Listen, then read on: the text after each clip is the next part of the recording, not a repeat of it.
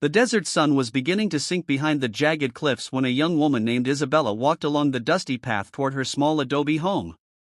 Her hands were worn from a long day of gathering herbs and roots, yet her heart remained gentle, always searching for ways to help those around her. The villagers often whispered about her, saying she had the heart of a healer, though she had no formal training, only the wisdom passed down by her late mother. Isabella believed kindness was a medicine more powerful than any herb, and she gave it freely. That evening, as the wind carried the scent of mesquite and smoke across the land, Isabella heard a faint groan nearby. It was not the sound of an animal, but a human voice, heavy with pain. She followed the sound with cautious steps until her eyes fell upon a figure collapsed near the rocks, a warrior of the Apache, fierce in appearance, yet wounded and vulnerable. His chest rose and fell in shallow breaths, and blood stained his torn leather vest. He had the look of someone feared, a man forged by battles and hardships, but at that moment, he was only a soul in need. Fear tugged at Isabella's heart. She had heard stories of the Apaches, tales of warriors who never trusted outsiders and who lived by their own fierce code. Her village feared them, some even hated them. But as she looked at his wound, raw and bleeding, her fear melted into something stronger, compassion. She knelt beside him, her voice trembling as she whispered, "You will not die here, not alone." Gathering her courage, Isabella tore a strip of cloth from her shawl and pressed it firmly against the gash on his side. The warrior's eyes fluttered open, dark and intense, full of suspicion and pride. For a moment, he tried to push her hand away, as if to say he needed no one, but his strength failed him. He surrendered to her touch, and his gaze softened, though his lips said nothing. Isabella guided him slowly to her home, a modest dwelling at the edge of the village, and laid him upon a mat by the fire. With care, she cleaned the wound, applying the herbs she had gathered earlier. She worked through the night, whispering prayers her mother once taught her, believing that every word carried strength. The warrior remained silent, his face stoic, but occasionally his eyes flickered toward her, as if he could not understand why she risked herself to help a man her people feared. Days passed, and slowly his wound began to close.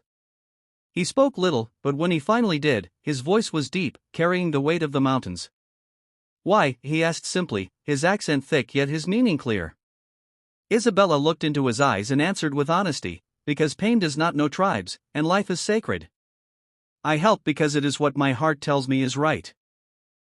For the first time, the warrior allowed a faint smile to cross his lips, though it vanished quickly, as if he feared it would betray him. As the days turned to weeks, the warrior grew stronger. He revealed his name, Koana, which meant swift. Isabella found herself drawn to the silence between his words, to the strength hidden in his quiet gratitude. She told him stories of her childhood, of the songs her mother sang, and he listened as though the sound of her voice was more healing than the herbs she used. One evening, as the fire flickered low, Koana spoke of his people, of the endless struggle to protect their land, and the loneliness of carrying the weight of leadership.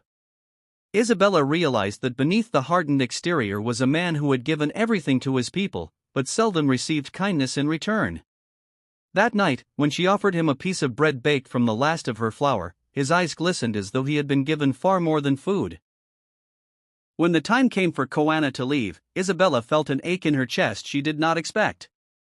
She had not saved him for gratitude, nor for reward, yet she found herself changed by his presence. Before he departed, he stood at her doorway and said, "You gave me life when I had none. You saw me not as enemy, but as man. I cannot forget." He placed his hand over his heart, a gesture of deep respect among his people, and then disappeared into the horizon. Isabella returned to her days, but something within her had shifted. She carried on with her healing, but the memory of Koana lingered like a shadow that brought both warmth and longing. Months passed. One morning, Isabella awoke to the sound of hooves and voices outside her village. Fear rippled through the people as Apache riders appeared on the edge of town. The villagers braced for conflict, but among the riders was Koana, his presence commanding, his eyes searching until they found Isabella. He dismounted, and with a solemn expression, approached her.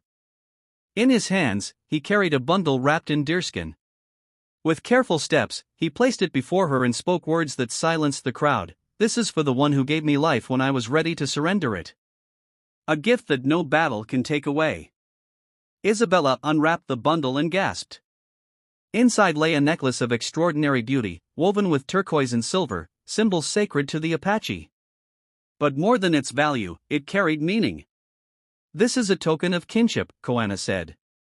"To wear it is to be family among my people, forever protected, forever honored."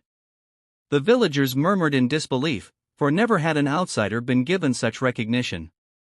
Tears welled in Isabella's eyes as she realized the depth of his gratitude. She had expected nothing, yet she had been given a gift that changed not only her life but her place in the world. From that day forward, Isabella was no longer seen as merely a healer of her village, but as a bridge between two peoples. She wore the necklace close to her heart, a reminder that compassion could mend more than wounds, it could mend divisions that seemed impossible. And whenever she thought of Koana, she knew the gift was not only the necklace, but the bond formed through kindness, a bond that transformed them both.